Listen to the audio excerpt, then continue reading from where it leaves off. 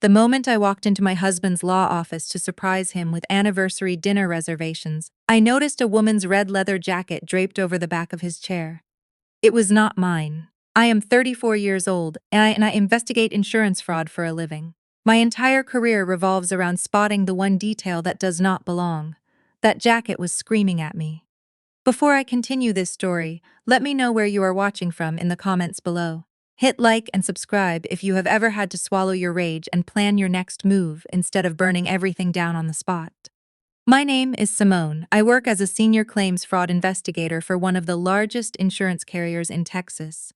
I spend my days reviewing suspicious personal injury claims, staged car accidents, and inflated medical bills. I trace the money. I interview the liars. I build cases that send people to prison. My husband, Derek, is a personal injury attorney in Houston. He runs his own boutique firm near the Galleria, representing accident victims and negotiating massive settlements with insurance companies.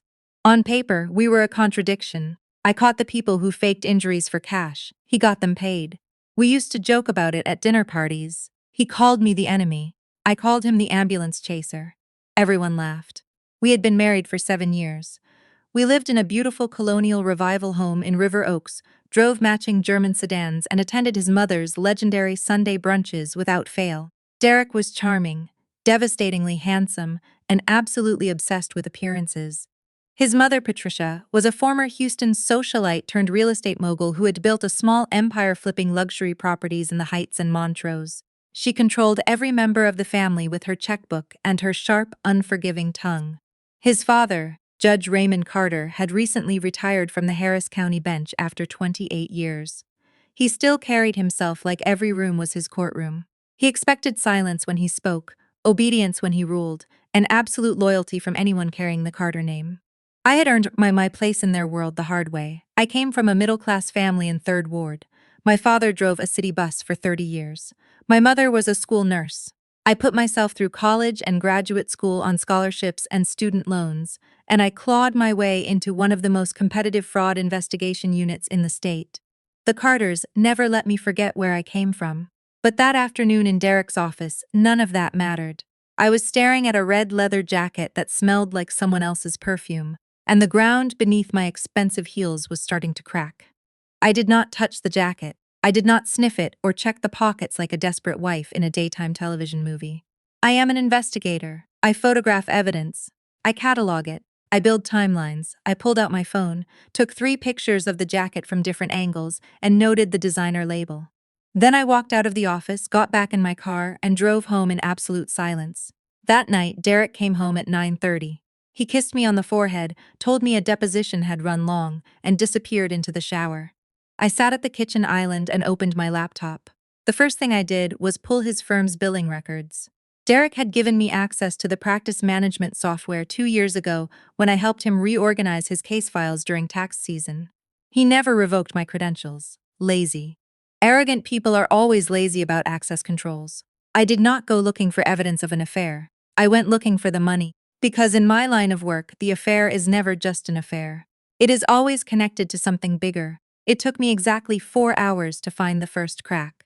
Derek had been filing an unusually high number of personal injury claims over the past 18 months, all of them routed through a single medical clinic in Pasadena called Gulf Coast Wellness and Recovery. The settlement amounts were enormous, $200,000 here, $350,000 there. One claim had settled for nearly $500,000. My company had paid out on at least a dozen of them. The clinic's medical director was listed as Dr. Nathan Hale. I did not recognize the name, but the tax ID number linked to the clinic also appeared on a separate LLC registered as Prestige Property Holdings. The registered agent for Prestige Property Holdings was Patricia Carter, my mother-in-law. The air left my lungs like someone had punched me in the solar plexus. I was staring at a textbook insurance fraud ring operating right under my nose. Derek was filing fraudulent injury claims with inflated medical documentation from a clinic that existed primarily on paper. The settlement money was flowing through an LLC controlled by his mother, being laundered through her real estate transactions. She was buying, renovating, and flipping luxury properties using dirty insurance payouts as capital. I sat back in my chair and pressed my palms against my eyes. The betrayal of the affair stung. But the fraud made me physically sick. I had spent my entire career putting people like this behind bars. and now I was sleeping next to one. I closed the laptop. I did not confront Derek. I did not call my mother. I did not cry. I poured myself a glass of water, drank it slowly, and started building my case file. Over the next 2 weeks, I became the perfect wife. I smiled at Sunday brunch. I complimented Patricia's new kitchen renovation. I laughed at Judge Raymond's long-winded stories about his years on the bench. I sat next to Derek at his firm's annual fundraiser and let him rest his hand on the small of my back like he owned me. Nobody suspected a thing. Because a good investigator never alerts the target. You observe, you document, you wait. During those 2 weeks, I quietly pulled every claim Derek had filed through Gulf Coast Wellness over the past 18 months. I cross-referenced the claimant names against public records and social media. What I found made my stomach turn. Most of the so-called accident victims were real people, but their injuries were either wildly exaggerated or completely fabricated. One woman who had supposedly suffered a debilitating spinal injury was posting Instagram videos of herself doing CrossFit 3 weeks after her settlement check cleared. A man who claimed he could not walk without a cane was tagged in Facebook photos playing flag football at a church picnic. The medical records from Gulf Coast Wellness were professionally forged. MRI reports, treatment plans, prescription histories, all manufactured by Dr. Nathan Hale to support Derek's inflated claims. And every single settlement check was deposited into an escrow account at Derek's firm, where he skimmed his contingency fee and wired the remainder to Prestige Property Holdings. Patricia took the laundered funds and rolled them into her real estate deals, creating a perfectly circular money machine. Buy a distressed property for $300,000 in dirty cash. Renovate it for $150,000. Sell it for $750,000 through a legitimate transaction. The profit came back clean, untraceable, and tax-free. I mapped the entire operation on a secure encrypted drive I kept locked in a fireproof box at the bottom of my closet, hidden beneath a stack of old college yearbooks. But I still did not have the one piece of evidence that would make it airtight. I needed to connect Dr. Nathan Hale directly to the Carter family. I needed to prove that the clinic was not just a corrupt medical provider, but a wholly owned subsidiary of their criminal enterprise. The answer came to me on a Tuesday afternoon in the most painfully mundane way possible. I was sitting in the waiting room of my dentist's office, scrolling through my phone, when I decided to search Dr. Nathan Hale on LinkedIn. His profile was sparse: medical degree from a Caribbean school, a few years of residency at a small hospital in Beaumont, nothing remarkable.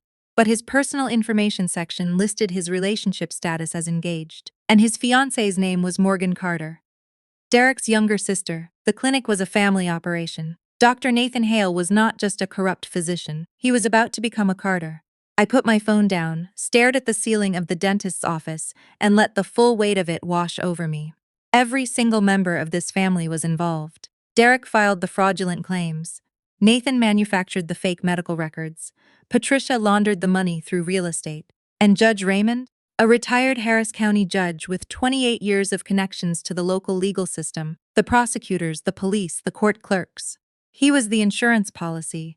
He was the reason nobody had ever looked too closely at Derek's suspiciously high settlement rate. He was the fixer. I was not just married to a cheating husband. I was embedded inside a criminal syndicate that had been operating for years, protected by a retired judge and financed by stolen insurance money. And the red leather jacket in Derek's office? That was just the loose thread that started the entire unraveling. I needed to find out who it belonged to. 3 days later, I got my answer. I had placed a small GPS tracker inside the lining of Derek's gym bag. It was the kind of device we used at work to monitor suspected fraud claimants, tiny, undetectable, and accurate to within 3 feet. On Thursday evening, Derek told me he was meeting a client for dinner. The GPS showed him parked at a luxury apartment complex in Midtown for 4 hours. I drove past the building and noted the address. The next morning, I searched the Harris County property records. The unit was owned by Prestige Property Holdings, Patricia's LLC, and the listed occupant on the utility account was a woman named Tessa Moreau, 27, a paralegal at Derek's law firm. I pulled up her social media. There she was, wearing the red leather jacket, posing in front of a bathroom mirror in what was clearly the same luxury apartment. In another photo, she was holding up a set of car keys, standing next to a brand new white Range Rover with a massive red bow on the hood. The caption read, "Best birthday gift ever. I have the most amazing man in the world." Derek had bought his 27-year-old paralegal a luxury SUV and installed her in a rent-free apartment owned by his mother's shell company. He was using stolen insurance money to fund his entire second life. And he came home every night, kissed me on the forehead, and told me his deposition ran long. Sunday brunch arrived with the precision of a military operation. Patricia's home in Tanglewood was a 6,000-square-foot monument to old Houston money. White marble floors, fresh peonies in crystal vases, and a dining table that seated 14. Attendance was mandatory. Absence was treason. I walked in wearing a simple navy dress, my hair pulled back, my expression carefully neutral. Derek held my hand as we crossed the threshold, performing the role of the devoted husband with the effortless ease of a career con artist. The entire family was assembled. Judge Raymond sat at the head of the table in his usual position of supreme authority, wearing a pressed linen shirt and reading glasses perched on his nose. Patricia floated between the kitchen and the dining room, barking orders at the caterer she had hired for the occasion. Morgan, Derek's sister, was curled up on the living room sofa next to her fiancé, Dr. Nathan Hale, showing off wedding venue photos on her tablet. I took my assigned seat and waited. The conversation followed its usual script. Raymond lectured about the state of the judiciary. Patricia complained about a contractor who was behind schedule on one of her renovation projects. Derek bragged about a massive new case he had just signed. And then Morgan turned to me with that particular smile she reserved for moments when she wanted to make me feel small. "So Simone," Morgan said, tilting her head with exaggerated concern. "Mom mentioned you have been working some really long hours lately. Is everything okay at the office? You look so tired." Patricia jumped in immediately. "I keep telling her, a woman in her position should not be grinding herself down at a desk job. Derek provides more than enough for both of them. She should be focusing on the house, on starting a family, not chasing down insurance paperwork like some kind of office detective." Derek chuckled. He actually sat there, butter knife in hand, and laughed at his mother's casual demolition of my entire career. "She is stubborn, Mom," Derek said, shaking his head with theatrical affection. "You know Simone. She has to save the world one denied claim at a time." Nathan leaned back in his chair, swirling orange juice in his glass. "No offense, Simone, but does anyone actually care about insurance fraud? It is a victimless crime. The companies have billions, nobody gets hurt." I looked at the man who was manufacturing fake MRI reports to steal hundreds of thousands of dollars from my employer. A victimless crime. I set my fork down gently. I reached for my water glass and took a slow sip, letting the silence stretch across the table. "You know, Nathan, that is actually a very common misconception," I said, keeping my voice perfectly conversational. "Most people assume insurance fraud only hurts the big corporations. But what actually happens is that the losses get passed down to ordinary policyholders through increased premiums. A single large-scale fraud ring operating out of, say, a medical clinic can raise rates for every driver in the county. We had a case recently where a small clinic in Pasadena was generating completely fabricated injury reports to inflate personal injury settlements. The volume was staggering. The table went silent, not the comfortable silence of people chewing their food. The airless, suffocating silence of 4 people who just heard the pin drop on a live grenade. Nathan's face drained of color so fast, it looked like someone had pulled a plug at the base of his skull. His hand, which had been casually resting on the table, curled into a tight fist. Derek stopped chewing. He turned his head toward me, his jaw frozen mid-bite. I could see the rapid calculation happening behind his eyes. He was trying to determine if I had just made an innocent comment, or if I had deliberately detonated a bomb in the middle of his mother's dining room. Patricia set down her coffee cup with a sharp clink. She stared at me with those cold, appraising eyes, the same look she gave a property when she was calculating whether to lowball the offer. Judge Raymond removed his reading glasses. He folded them slowly, placed them on the table, and looked at me with the unsettling calm of a man who had spent 3 decades deciding other people's fates. "Simone," Raymond said, his voice low and measured. "That sounds like an interesting case, but perhaps we should keep work talk out of the dining room. Patricia has prepared a lovely meal." "Of course, Judge," I said, offering him a warm smile. "I just thought Nathan might find it interesting, given his medical background." The fraudulent clinic was incredibly sophisticated.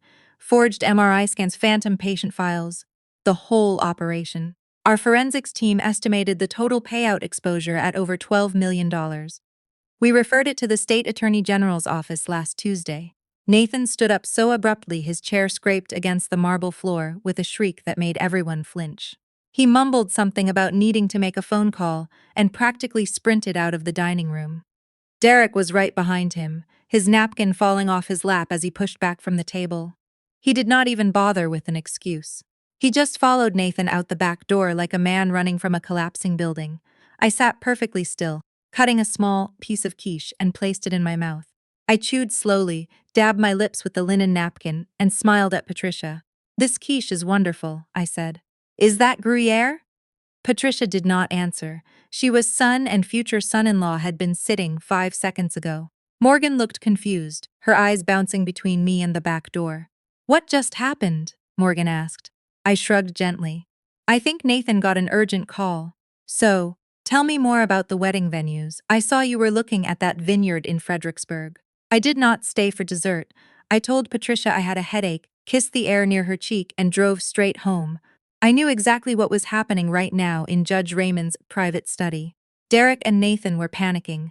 They were trying to figure out how much I actually knew and whether the Attorney General's referral I had mentioned was real or a bluff. Here is what they did not know. It was not a bluff. I had filed referral anonymously through my company's internal fraud hotline 6 days ago. But I had held back the most critical evidence. I had given the AG's office enough to open a preliminary investigation, enough to start pulling records and issuing subpoenas. But I had kept the financial map, the one connecting Gulf Coast Wellness to Prestige Property Holdings to Patricia Carter, locked on my encrypted drive. I was saving the kill shot for the right moment. That moment came 3 days later. I was sitting at the kitchen island at 6 a.m., drinking black coffee in the dark, when Derek's phone buzzed on the counter. He was still in bed. I glanced at the screen. It was a text from Patricia. "Emergency family meeting. My house. 9 a.m. Do not bring Simone." I put the phone back exactly where it was. I finished my coffee, rinsed the mug, and got dressed for work. At 8:45, I told Derek I was heading to the office early. He barely looked up from his phone. He was too busy texting Nathan to notice the small recording device I had slipped into the inside pocket of his sport coat hanging by the front door. I did not go to the office. I drove to a parking lot 2 blocks from Patricia's house and waited. The recording device was cellular, streaming directly to a secure app on my personal phone. At 9:07, I heard the voices. The audio was slightly muffled, but perfectly clear enough to identify every speaker. "She knows." That was Derek. His voice was tight, stripped of its usual confident polish. "She dropped the name of the clinic at brunch like it was nothing. She is investigating us." "She does not know anything concrete," Patricia snapped. "She was fishing. If she had real evidence, we would already be getting served. She is trying to rattle us into making a mistake." Patricia is right. Judge Raymond's voice cut through the room like a gavel. "Simone is smart, but she is one woman working inside a corporate bureaucracy. She cannot launch a criminal investigation on her own. She has to go through channels, and I still have friends in every channel that matters in this county. I will make some calls. We contain this quietly." "And what about the Attorney General referral she mentioned?" Nathan's voice was thin, almost whiny. "What if they actually start pulling our billing records?" "They will not find anything if we clean the files before they arrive," Derek said. "Nathan, you need to go into the clinic's system tonight and purge every record connected to the inflated claims. Replace them with legitimate patient files. I will handle the escrow accounts on my end. Mom, you need to move the Prestige Holdings into a new entity before anyone connects at the dots." There was a long pause. Then Patricia spoke, and her voice dropped to a register I had never heard before. Cold, flat, and utterly devoid of maternal warmth. "And what do we do about Simone?" The silence that followed lasted exactly 7 seconds. I counted. "She needs to go, not physically, obviously. But she needs to be removed from the equation. Derek, you are going to file for divorce this week. We will use the prenuptial agreement to strip her of any claim to the marital assets. Raymond will ensure the proceedings are handled by a sympathetic judge, and if she tries to go public with any of this, we will destroy her credibility. We will say she fabricated evidence out of spite during a bitter divorce. A scorned wife making wild accusations, no one will take her seriously." "She does not have a prenup, Mom," Derek said quietly. "She refused to sign one before the wedding, remember? You were furious about it." Another silence. Then Patricia's voice came back, sharp as a blade. "Then, we create one. Harrison Whitfield's firm can backdate the documents. Raymond, you can notarize them. We have done it before." My blood turned to ice. They were not just planning to divorce me. They were planning to forge legal documents, manipulate the judiciary, and manufacture a false narrative to discredit me as a delusional, vindictive ex-wife. And the retired judge who was supposed to represent the integrity of the legal system was actively conspiring to corrupt it. I turned off the recording app, locked my phone, and sat in my car staring at the oak trees lining the quiet residential street. My hands were shaking, not from fear, from fury. They thought they were going to erase me. They thought a forged prenup and a few phone calls to old golfing buddies on the bench would be enough to silence a woman who had spent 12 years tracking criminals for a living. They were about to learn the difference between a man who wears a judge's robe and a woman who actually understands the law. I did not go home that night. I checked into a hotel near the medical center using my personal credit card and spent 7 hours organizing my case file. I had the financial map connecting every entity. I had the fraudulent medical records from Gulf Coast Wellness. I had the property records linking Prestige Property Holdings to Patricia. I had GPS data showing Derek at Tessa's apartment. I had the social media evidence proving the claimants were not injured. And now I had a recording of the entire Carter family conspiring to destroy evidence, forge legal documents, and obstruct a federal investigation. But I had one problem. The recording was made without the knowledge or consent of the participants. Texas is a one-party consent state, which meant I was legally allowed to record any conversation I was a part of. But I was not in the room. I was sitting in a parking lot listening through a hidden device. That recording was inadmissible. If I tried to submit it as evidence, Derek's lawyers would have it thrown out in a heartbeat, and they would use the illegal recording to paint me as a criminal stalker. I needed them to say it again. I needed them to repeat their conspiracy, their threats, their plans, directly to my face, in a conversation where I was a participant. So I gave them exactly what they wanted. I went home the next morning looking like a woman who had not slept in days, which was accurate. Derek was sitting at the kitchen island, drinking coffee, his expression a carefully rehearsed mixture of concern and controlled authority. He looked at me the way a poker player looks at a weak hand. "Where were you last night?" he asked, keeping his voice soft, almost tender. "I drove around," I whispered, letting my voice crack. "I just needed to think.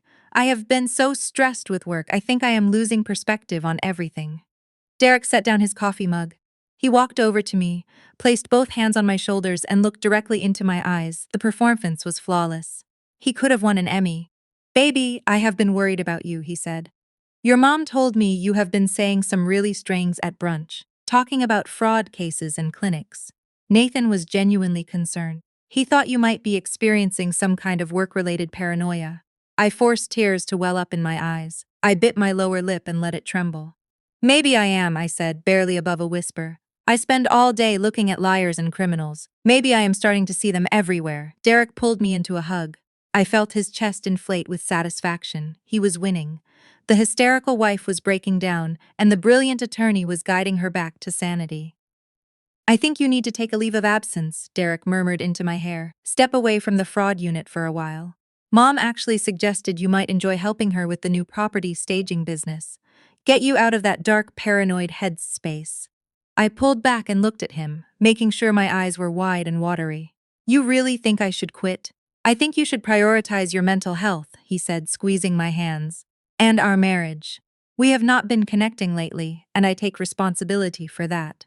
Let me take care of you, Simone. That is all I have ever wanted to do." The sheer audacity of the lie almost made me laugh out loud. He was standing in a house paid for by insurance fraud, wearing a watch bought with stolen settlement money, maintaining a 27-year-old paralegal in a luxury apartment, and telling me he wanted to take care of me. I nodded slowly. I let my body sag with defeated relief. I whispered that maybe he was right. Maybe I had been pushing too hard. Maybe I needed to step back and let the men handle things. Derek practically glowed. He squeezed my hands one more time, kissed my forehead, and told me he would call Patricia to set everything up. Then he left for the office, completely convinced he had successfully neutralized the threat.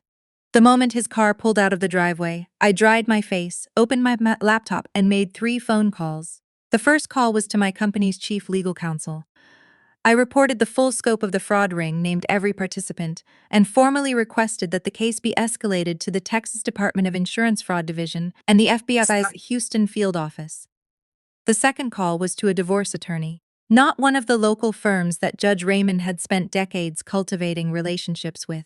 I called a partner at a major firm in Dallas who specialized in cases involving judicial corruption and law enforcement misconduct. I needed someone who operated completely outside the Carter family's sphere of influence. The third call was to a forensic data recovery specialist I had worked with on previous fraud cases. I asked him to create a mirror image of Derek's practice management server before the family could purge the billing records. He had it done by noon. 2 weeks passed. I played the dutiful defeated wife with Academy Award precision. I told Derek I had requested a leave of absence from work. I attended Patricia's property staging meetings, nodding along as she lectured me about paint colors and furniture placement, completely unaware that I was mentally cataloging every property address she mentioned and cross-referencing them against the Prestige Holdings portfolio. I smiled at Nathan across the dinner table. I complimented Morgan's wedding dress choices. I sat quietly while Judge Raymond pontificated about the erosion of American values, and every night after Derek fell asleep, I worked. I organized the evidence into a comprehensive prosecution package. I built a timeline spanning 18 months of fraudulent claims. I created a flowchart connecting every wire transfer, every property transaction, every forged medical record, directly to specific members of the Carter family. I saved everything to 3 separate encrypted drives, stored in 3 separate locations, none of them inside the house. The day arrived on a warm Thursday evening in late September. Patricia was hosting her annual charity auction at the Museum of Fine Arts, Houston. It was the social event of the season, a black tie affair attended by every prominent family in the city. Politicians, developers, oil executives, and media personalities all gathered under the soaring glass ceiling of the museum's grand hall to write large checks and congratulate themselves on their generosity. I wore a floor-length black gown, simple, elegant, and deliberately understated. I did not want to compete with Patricia for attention. I wanted to disappear into the background until precisely the right moment. The evening unfolded exactly as expected. Patricia held court near the silent auction tables, her diamonds catching the light as she air-kissed donors and accepted compliments on the event's exquisite planning. Derek worked the room with practiced charm, shaking hands with developers and slipping business cards into breast pockets. Judge Raymond stood near the bar, surrounded by a circle of retired attorneys and city officials, dispensing legal wisdom like a king holding court. Nathan and Morgan were near the dessert table, posing for photos, the picture of young love and professional success. And there, standing near the champagne tower in a tight silver dress, was Tessa Moreau. Derek had brought his paralegal to his mother's charity event. He had positioned her at the opposite end of the room from me, but he kept drifting toward her throughout the evening, touching her elbow, leaning in to whisper something that made her laugh. He thought I was too broken, too medicated with self-doubt to notice. At 8:45 p.m., Patricia took the stage. She delivered a polished speech about community, about giving back, about the Carter family's deep commitment to Houston's future. She talked about integrity. She talked about trust. She introduced Derek as the evening's honorary chair and invited him to say a few words about the family's philanthropic vision. Derek buttoned his jacket and walked toward the stage. As he passed my table, he gave me a quick, performative smile, the dutiful husband acknowledging his quiet, well-behaved wife. I smiled back, and then I stood up. I did not walk to the stage. I walked to the AV technician's booth near the back of the hall. Earlier that afternoon, I had contacted the event's production company, using Patricia's name and authorization code, which I had overheard her dictate to her assistant during one of our staging meetings. I had requested a last-minute addition to the evening's visual presentation. The technician recognized me from our brief phone call. He handed me the wireless clicker without hesitation. Derek reached the podium. He leaned into the microphone, flashed that million-dollar smile, and opened his mouth to deliver his rehearsed remarks about the Carter family's legacy of service.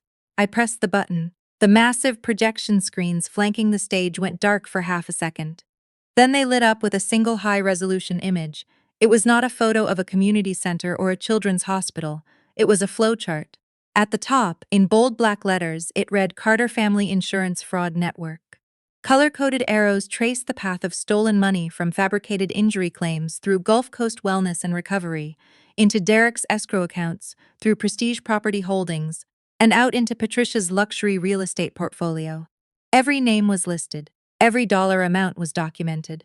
Every fraudulent claim was cataloged with dates, settlement figures, and the names of the claimants who were never actually injured. The room went absolutely silent. 400 people in formal attire stared up at the screens with their mouths open. Derek's voice died in his throat. He turned around, saw the flowchart behind him, and the blood drained from his face so fast he had to grab the podium to keep from falling. I pressed the clicker again. The flowchart was replaced by a side-by-side comparison. On the left, a screenshot from one of Nathan's fabricated MRI reports showing a severe spinal injury. On the right, the same patient's Instagram post from 2 weeks later, deadlifting 250 pounds at a CrossFit competition. A gasp ripped through the audience. I pressed it again.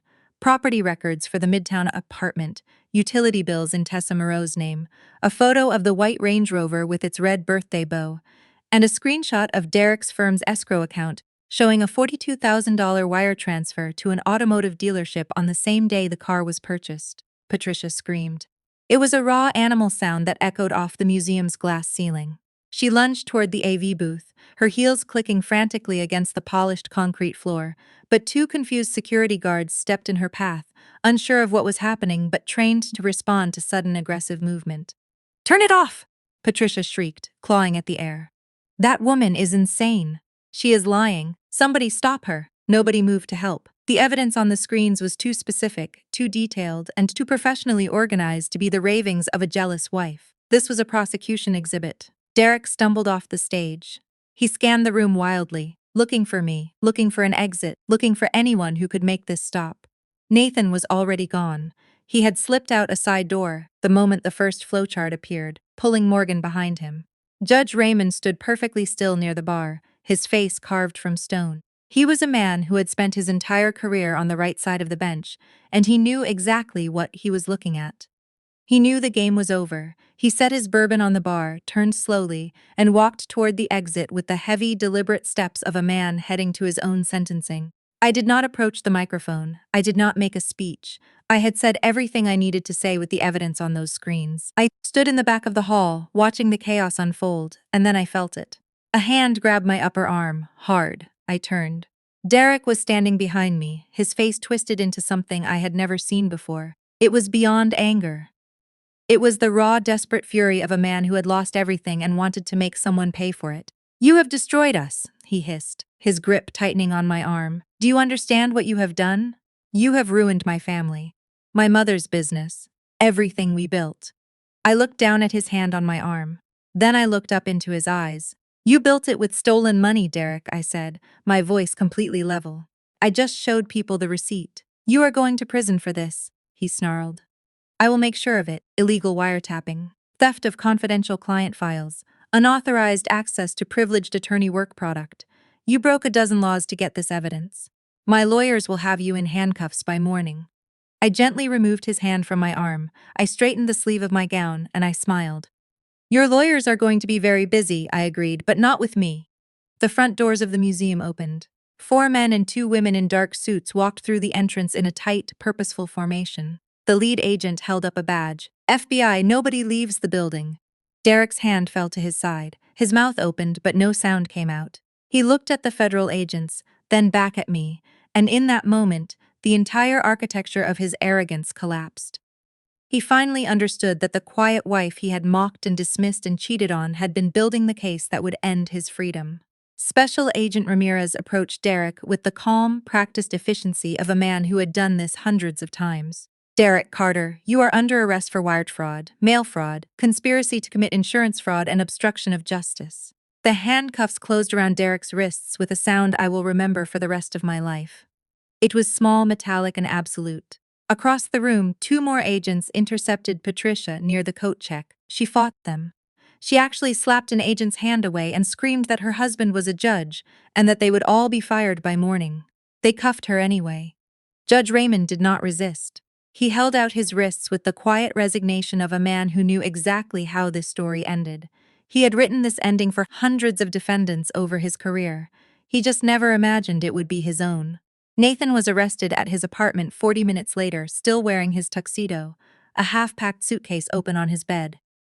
He had been trying to book a one-way flight to Costa Rica. Morgan was not charged. She cooperated fully with the investigation and provided testimony that confirmed the scope of the conspiracy. I did not feel sorry for her, but I respected her choice. Tessa was 7-year-old paralegal who had been manipulated by a man Tara Levin, twice her age and 10 times her net worth. She lost the apartment, the car, and the dime bracelet Derek had given her for Valentine's Day. Last I heard, she moved back to Beaumont to live with her parents. The federal case moved quickly.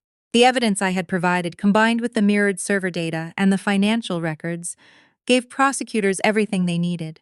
Derek was sentenced to 12 years. Nathan got 8. Patricia received 6 years and was ordered to forfeit every property purchased through Patricial Holdings. Judge Raymond pleaded guilty to conspiracy and obstruction. He was sentenced to 5 years and permanently disbarred. The irony of a judge being sentenced in the same courthouse where he once presided was not lost on anyone. I kept the house in River Oaks. I kept my career. My company promoted me to director of the Special Investigations Unit, the youngest person to ever hold the position. The camera pulls slowly back. I am sitting in my living room now, the same room where Derek once told me I was paranoid and losing my grip on reality. The evening light is filtering through the plantation shutters, casting long golden lines across the hardwood floor.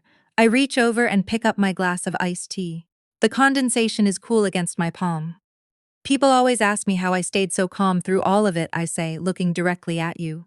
How I sat at that brunch table and smiled while they mocked my career to my face.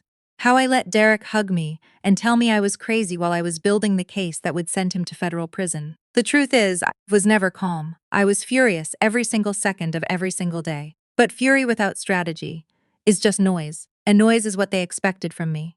They expected the crying wife, the emotional breakdown, the desperate accusations that they could wave away as jealousy and paranoia. So I gave them silence instead. Silence is the most dangerous weapon an investigator has, because while you are being quiet, you are listening. And while you are listening, you are learning exactly where they buried the bodies. I take a slow sip of iced tea and set the glass down on the side table. If you take one thing from my story, let it be this: never underestimate the person who sits quietly in the corner while everyone else in the room is talking. They are not shy. They are not weak. They are not intimidated.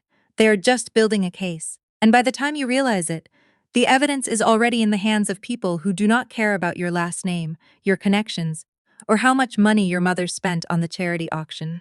They only care about the paper trail. And I promise you this: the paper trail never ever lies. I lean back in my chair and let the faintest smile cross my face. The glass sweats quietly on the table beside me.